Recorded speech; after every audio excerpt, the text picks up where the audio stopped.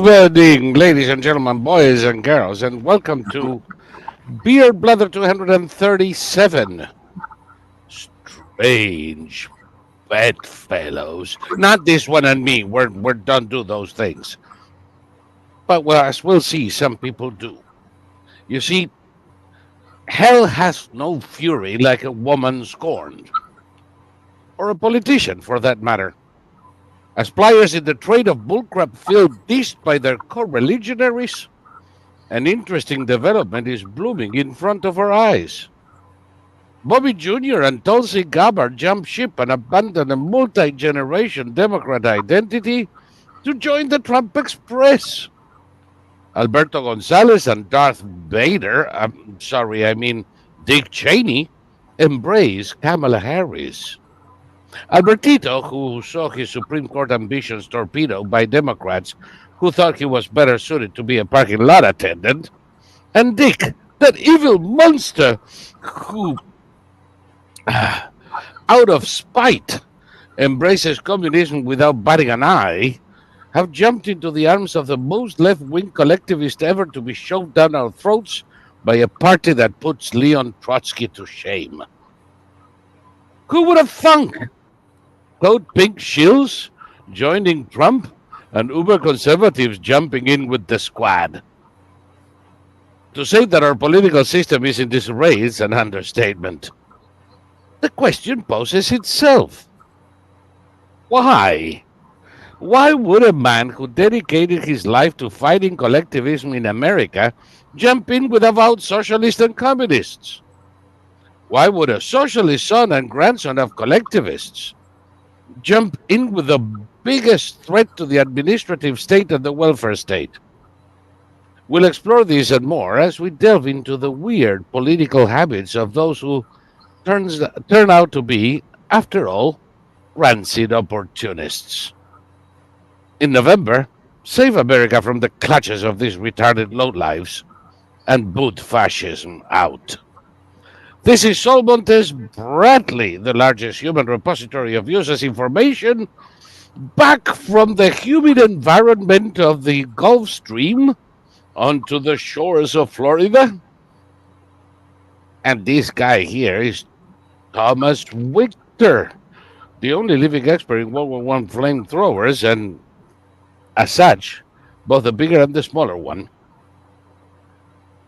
Top that if you can. Directly from Mexifornia, the land that the Reagan amnesty of 1986 turned into, I'm sure, an unintended result, into a socialist hellhole. Just so you remember what happens when you let a bunch of South Americas gain majorities. And we're ready to rock and roll for, I don't know, however long we feel like it. And yeah, I'm going to say before we start so I can shut up the rest of the way. We're doing this through our channel in Quadverum TV and Odyssey.com. Two Twitter timelines, his and mine, because I'm a Svengali. I have definitely gotten Thomas's mind under control, and I force him to use his timeline. And YouBoob, where we're going to remain until we have to start showing you videos and all that, just because those guys don't like that. But just in case, if you are in YouBoob, right there, you have the link. Click on it and come to Odyssey, and you'll see the whole shebang. And having said all of that, oh yes, I almost forgot. There is always the question of the moolah. To support this channel and allow us to keep doing this and to keep us offering social quadverum, don't forget to click the links. You have support over there, goes directly to support this channel. Join over there, or over there, whatever the crap it is, depending on whether you're using a phone or a computer. It goes into the chat, like this wonderful people, Sarah Mangas and 1984 Mac have done. And that's the dollar sign for the chat. So if you find it in your heart, please join us as a member of the channel. We're slowly growing that number. And hopefully one day we're going to have enough members that I don't have to lower myself to the level of National Public fucking Radio and beg for your money every time we go on air. So hopefully not for long. Good evening, Thomas. Hello.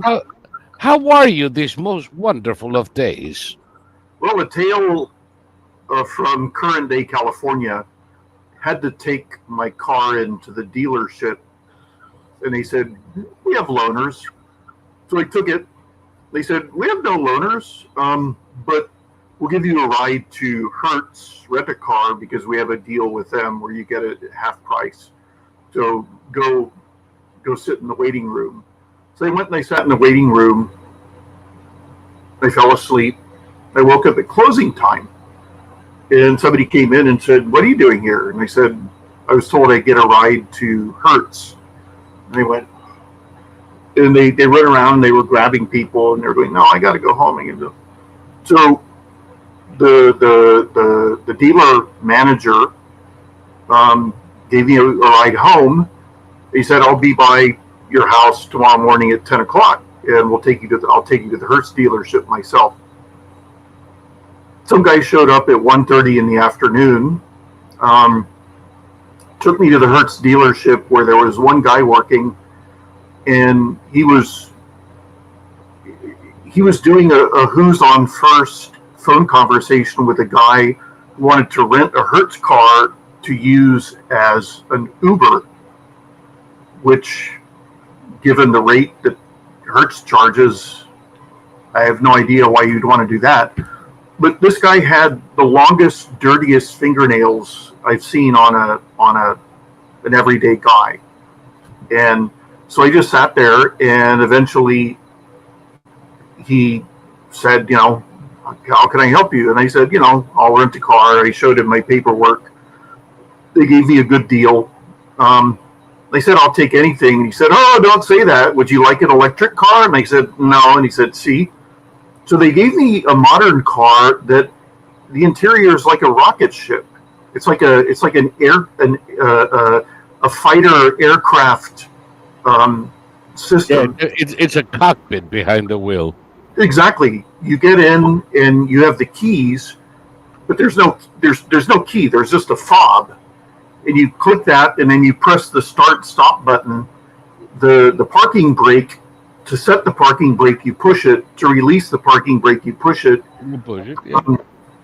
I had to pull over and stop so I could figure out how to change everything to change the radio. I had to find an AM station that I like. And looking through the rear view mirror, the car is so squashed that looking through the rear view mirror, that shelf that cats lie on when you take that the space between that and the bottom half of the roof was about 2 inches. So I can see about 2 inches out the back. And the seat and the steering wheel are set so that no matter how you adjust the steering wheel, the top part of the steering wheel, you have to steer with your arms like this. And the bottom part of the steering wheel, you have to steer with your arms like this, regardless of how you set the seat or the angle of the steering wheel. Yeah. So I'm very happy with my car, my ancient car that's going in on 30 years old. And I envy you, my friend. I miss my old car. I have no plans whatsoever. My car has a seat, has a steering wheel, has a radio, has an engine, has a trunk, and that's not all. If you really want to know how much trouble you're in, take a look under the hood. I don't want to know. It's not gonna look like any engine you know. Well, it'll be in like sideways. No, it's a ridiculous car, and the area I was in, every car on the street was a Tesla, and I kept seeing these the whole day. It was like a nightmare that wouldn't end, and finally ended when I got out of this sea of Teslas. I started coming back to areas that I recognized. Yeah, where they have an old Chevrolet with La Cucaracha for a honk. Oh my God, it was the sheer. I mean, and I haven't gotten any calls. I took the car in on Tuesday. I haven't gotten any calls. So whatever. The window wouldn't roll back up, and it was idling roughly. So that's all. It wasn't. And the rough sound. It wasn't like that. It was just like gun. So, yeah. And it's a dealer. They still have parts for this car because it was one of the most gigantically produced in terms of numbers for years. So I know what you're saying, but God forbid your ABS module goes kaput in a Taurus. They don't make it anymore. Well, they had even though it was the number one sales car in America for a number of years. Well, they had a big TV screen, and they were showing the weirdest sort of daytime cooking shows and things like that, interspersed with like oil for your car commercials and mechanic commercials, and every male was as hairy as a grizzly bear. And they had like the cooks. There were more than two cooks. They had little cartoons of themselves, and I mean, I'm talking like eyebrows, unibrows, and so everything was completely off. The closest I can explain to how I felt when I went to Canada, everything was similar to the U.S., but it was off. And Canada was the worst country I've ever been in, just because it was so disorienting. And it's a retarded version of the U.S. Yeah, I smoked back in those days, and I went in to a gas station. I looked around and he said, "Don't you have any cigarettes?" He goes, "What do you think those are behind me?" Well, the Canadian packs of cigarettes, they don't put them in 3 rows. They put them in 2 rows that go really wide. So the cigarette pack is like this wide. It doesn't fit in your pocket or anything. It doesn't fit in any pocket. It's like, why would you do that? Why would you do that? Oh, to differentiate yourself from the United States, of course. So it's more British, you see. Well, it looked like CD cases behind him. How the fuck was I supposed to know? So, being in this Ford station here in Deep Blue, California, was just like being in Canada. So, California is becoming Canada, believe me.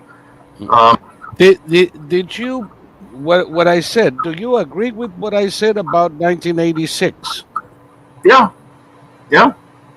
Because that's when we gave the opportunity to become citizens, surely not on the spot. They had to go through a number of years, to literally millions of illegal aliens. Yeah. And one of the consequences was California going permanently Democrat and getting Brown back in the governor's house. Yeah, and my brother used to say that the country was going to bifurcate into the educated and cultured and the blockheads, but I'm now convinced that the country is going to bifurcate between red states and blue states. And there used to be this great fear. But in the end, you agree with your brother. The blue states are the blockheads. Well, yeah, and they see themselves as the cultured and educated, but there was a phrase that everybody used for a long time, Californication, and Californians Yes. were going to spread all over the country, and the country would end up as California. But what happened was all those Californians decided they couldn't bear living within 100 miles of people who had different political opinions. So they all came back. They're willing to pay any tax, any amount of tax. They're willing to put up with any amount of crime. The actors are now saying that the outrageous levels of crime are just the price you pay to live in this wonderland. It's like, well, how's it a wonderland if If you can't go to the sidewalk, you imbecile. the quality of life is horrible on every level? It's like everything's too expensive. There's violence everywhere. There's insanity. There's no police. The taxes are outrageous. Explain to me why this is paradise on earth. And the answer is because people, are politically all on the same page. And that's where everybody's going to flee to. They're going to flee to California and Portland and Seattle, and they'll be fine because they'll be living in a cracker box with no, like you said, they'll be living in a tenement with no personal shower and no personal toilet and no washing. They're not going to need a personal shower. Those assholes don't even take a shower anymore. All that matters to them is that people think the same way they do politically, and they'll put up with any level of horror. So it's happening. I mean, California is not going to straighten itself out for 100 years. 50 years, maybe in 50 years, California. Sometimes I'm a bit more pessimistic and sometimes a bit more optimistic than you. I think that if they could fuck it up the way they fucked it up in 25 years, it could be restored in 25 years. But I also think that it has to hit bottom. Well, okay, the former speaker of the Senate Majority Leader here in the state, Gloria Romero, who is like the bluest of all blue politicians, she just suddenly left the Democratic Party and went over to become a Trump supporter, a vocal Trump supporter. There you go. That's like shocking. Which kind of brings us to the theme of tonight, because I'm really we're seeing, a kind of square dancing going on. When we promenade around the floor and then we switch partners. Yeah. Remember that? Yeah. Alamein left, and just all that stuff. Yeah. Now we're switching partners. I'm old enough to remember Tulsi Gabbard as a rabid fucking leftist. Well, she hated Trump. But even Trump or no Trump, she was a rabid leftard. She hated Bush. She hated the wars in Iraq and Afghanistan with a passion, and not because she hated stupid wars. It's because she hates wars. Not only that, but she was a collectivist. She was a rabidly enthusiastic proponent of the welfare state, of the daddy state, and so is her father, by the way, for many years a Democratic senator in Hawaii. So there is a generational love for big state, little individual freedom, and the sacrifice of that individual freedom in the altar of the welfare of the Commonwealth. And suddenly she's backing Trump. Yeah, and Bobby Kennedy Jr., I don't have to describe him to you, a singularly nutcase of a socialist moron throughout his life, son of a fascist, grandson of a Nazi, and he does too.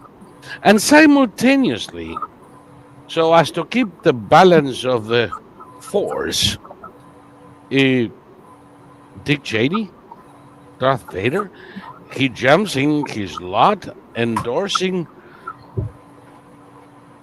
the squad. Yeah.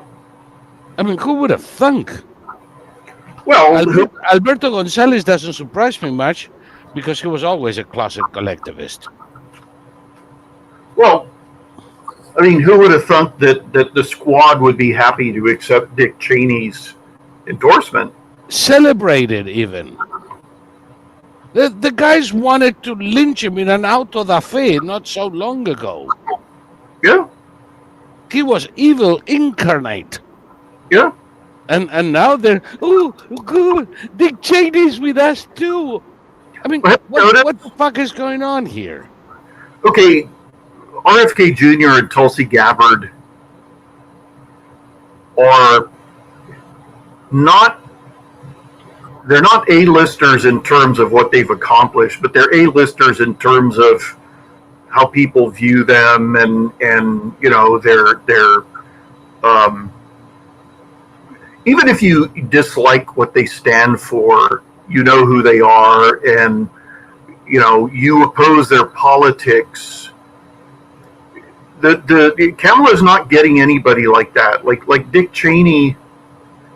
Dick Cheney and George W. Bush made the terrible mistake.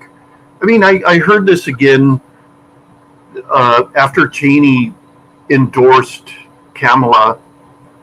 I heard all the talking head conservatives on YouTube come out and talk about, you know, oh, they lied us into war. They told us lies about weapons of mass destruction. That's not true. That isn't true. Everything that Bush and Cheney said was factual. Yes. But the problem is they had this pathological refusal to defend themselves. And Bush came up with the brilliant line, we'll let history decide.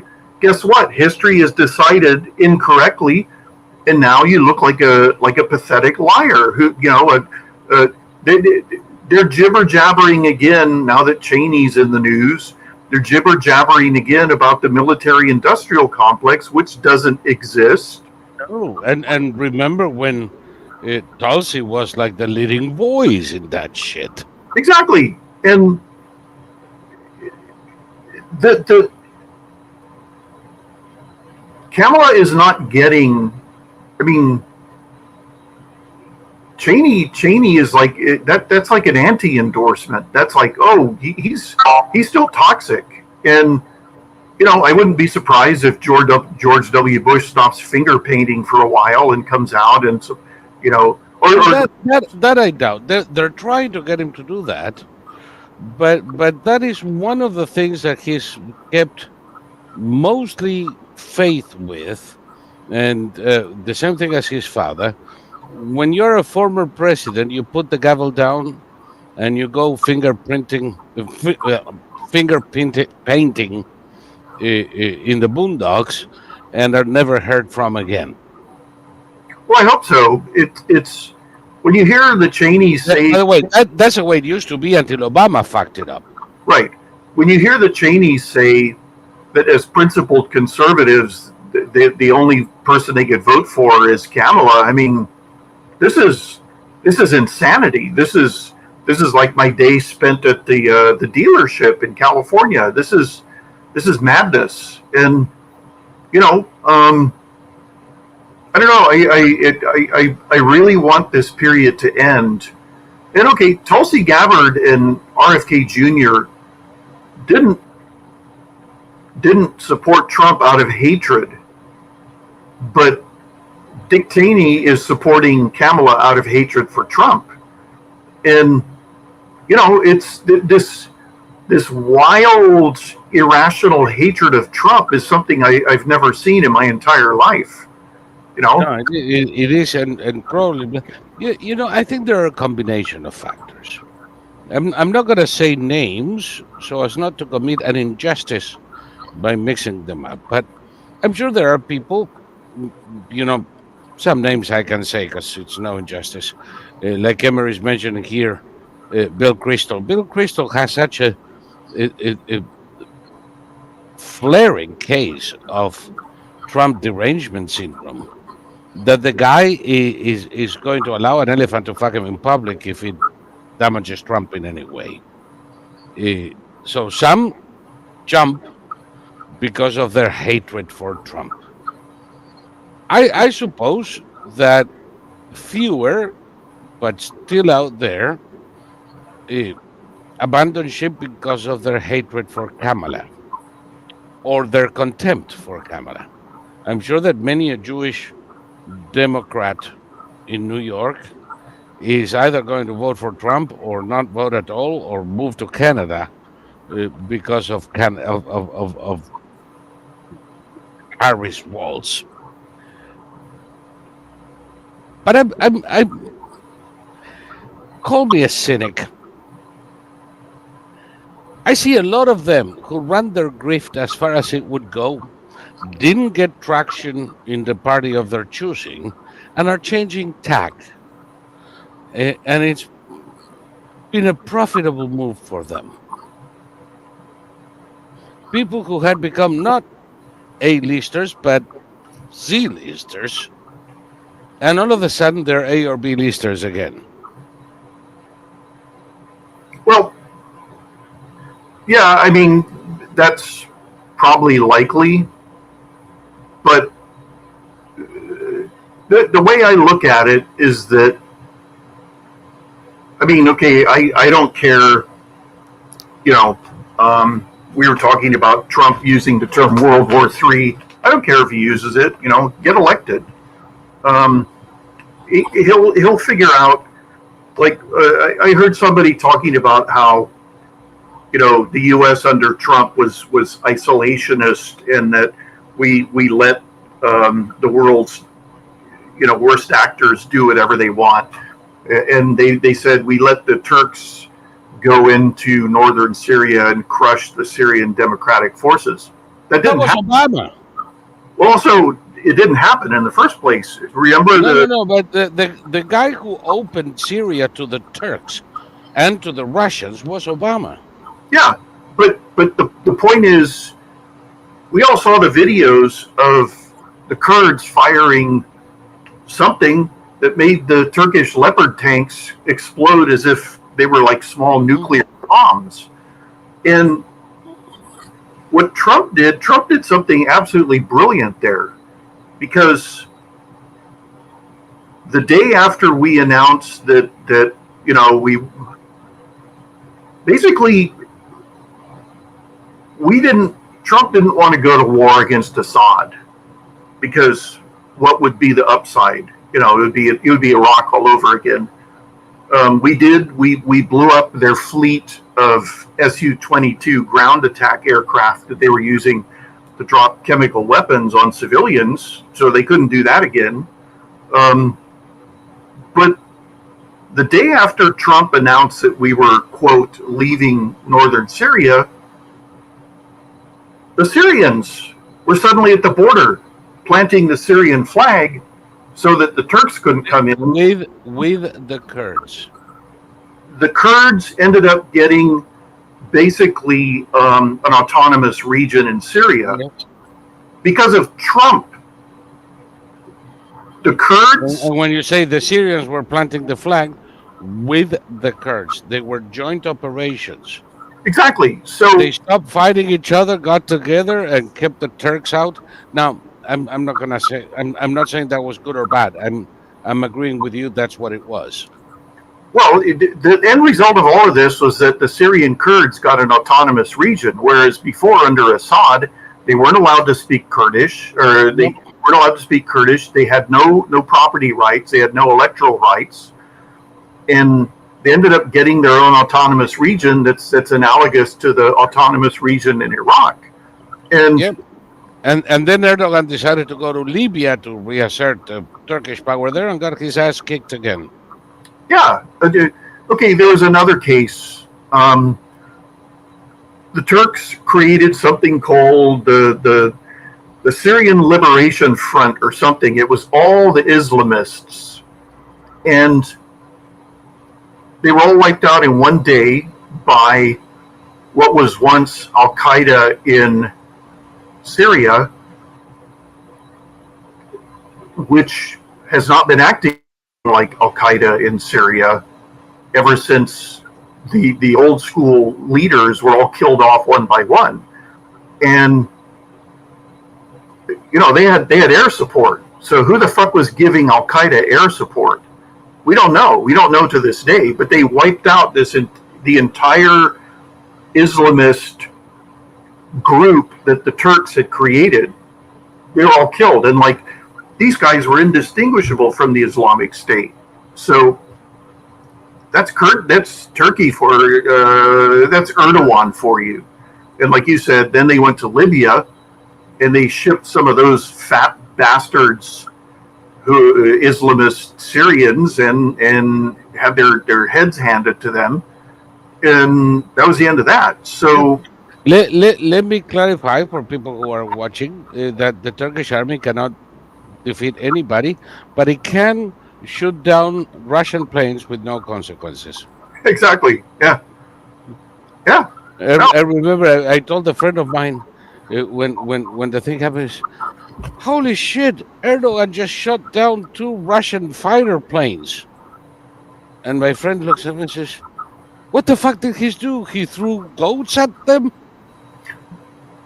Well, I believe that they shot him down with air-to-air missiles from F-16s. Yes. But no, it's Trump knows what he's doing, and when he goes to North Korea has still not returned to its anti-American rhetoric, and its claim that war with the United States is inevitable. When Biden became president, the North Koreans literally said no comment. And when Biden pushed it, they said something like, we're going to ignore this senile moron. Senile moron, yeah, that's what they said. And okay, they're doing stuff like firing missiles into the sea and things like that. They're doing North Korean things, but they haven't gone back to the way they were before. And one of the biggest lies told about Trump is that he loves dictators. No, he speaks to dictators in ways that they understand. And in the case of North Korea, Biden have a love meeting? I'm sorry. I got cut off. Go ahead. Or you got. Didn't Biden have a summit meeting with Putin in Geneva in 21? Yeah, he sent Kamala Harris. What does that mean? That they're in love with Putin because they met with him? See, none of it makes sense. I saw a video.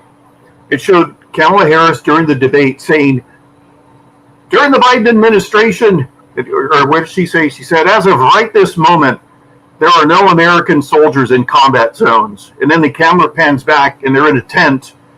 And there's all where the fuck are we? Americans in Syria, and they're all looking at each other, going, then where the fuck are we right now? So, we have soldiers in Syria, in Iraq, in Jordan. We have had American bases attacked in Jordan, in Syria, in Iraq. Well, Americans we have had soldiers killed and wounded. There are over 52 casualties between killed and wounded in the past 12 months, but we don't have soldiers in combat zones.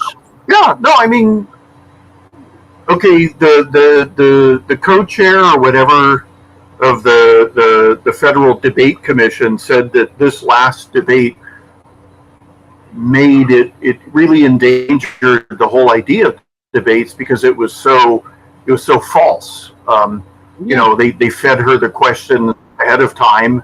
They fed her the answers ahead of time. She's able to rehearse, and they did nothing but intervene on her part. So what would be the point of continuing the policy of debates?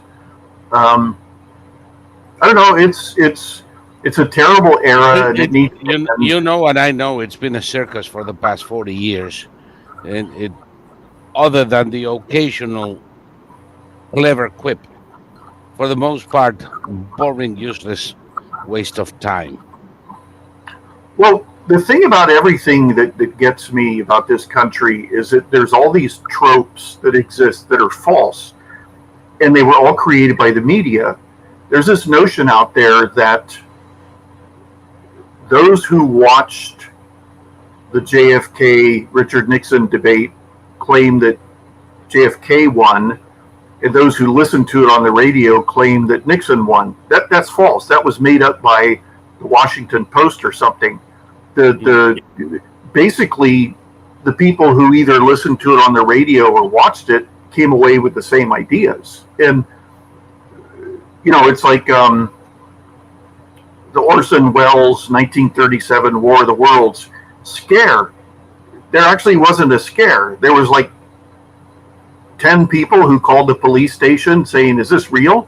And it was blown up by the press into this nationwide terror because of Orson Welles, and he had to apologize, and it was all fake. It was like Windows.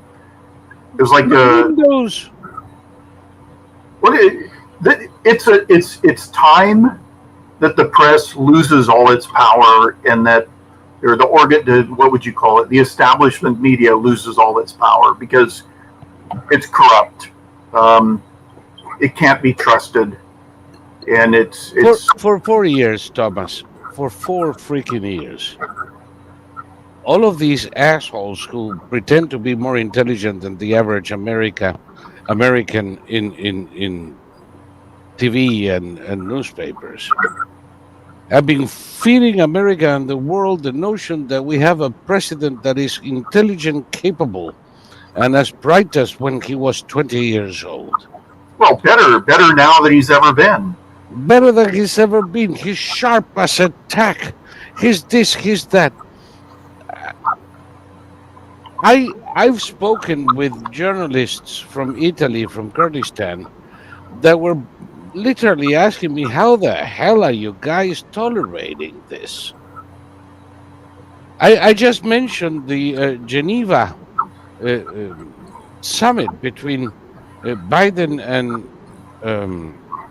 Putin. And this Italian journalist was saying how they were watching in disbelief, that the press meetings were a joke, that Biden couldn't finish a sentence. And this is the guy they put in charge of the biggest superpower in the world? Well, also, they sent Kamala to a peace conference in Munich, for Christ's sake. You and I were cracking up at the time. Yeah. Neville Chamberlain. Yeah. No, I mean, this whole period is just so, asinine. It's an asinine period. And I'm not worried. I think Trump's going to win because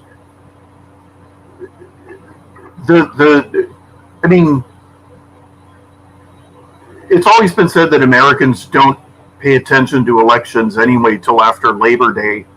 So one could argue that everything Kamala did before Labor Day was a waste because nobody was even thinking. But, that debate, the debate didn't change anybody's minds. Well, it actually did. You and I were talking about the independents. The independents broke for Trump by 2-1. So that's very bad news for the Democrats. Hold on just 1 second, since we are talking about Kamala. A rogue, all right, notorious for his flamboyant lifestyle. Flashy clothes, fancy parties, fine women. Are you his daughter? Are you his daughter? No, I'm not. I'm just the one who blows his flute. Oh, did you see how fast her head turned around? Oh God! And by the way, it's. Let me put it again. Rogue, all right, notorious for his flamboyant lifestyle. flashy clothes, fancy parties, fine women, Are you his daughter? No, I'm not. The same smile. Yeah, yeah. The same contrived smile. She's as genuine as a $3 bill. Well, I gotta say, can you imagine like having to brace yourself for doing it with Willie Brown? Can you imagine? I mean, like just No, no. I cannot imagine bracing myself to letting Kamala do it to me. Well, I mean, Never mind Willie Brown. no, I never, he was the Speaker of the House here, or Majority Speaker, whatever the hell he was. And when he was mayor of San Francisco, what he did, I mean, okay, Malcolm X said that the most dangerous person for Black Americans is the white liberal. And when Willie Brown was mayor in San Francisco, sure, he put on his snazzy clothes and everything, but like when he was like talking with people, he was like going, what you talking about this? And it was, I've never seen Clarence Thomas do anything like that. No. He's a civilized person. That's what white liberals want. They want black people to be black. The problem with Malcolm X is that he didn't hang around long enough to really get to know the race grifters. Yeah. You see, the Al Sharptons of this world are a phenomenon of the 70s and 80s. And this peculiar class of race exploiters wasn't there in the 1960s. Because otherwise, Malcolm X would have known that the biggest threat to Black America is not white liberals, but black grifters. Well, he was killed by black people. He was killed by a black political movement. By the Farragut people. Yeah. If not by Farragut himself, as some maintain. And it's entirely possible, because Farragut certainly wasn't beyond killing somebody to grab money or power. That's a thing that one day we're going to be able to talk about without me worrying right now as I'm talking to you about these assholes in your boob.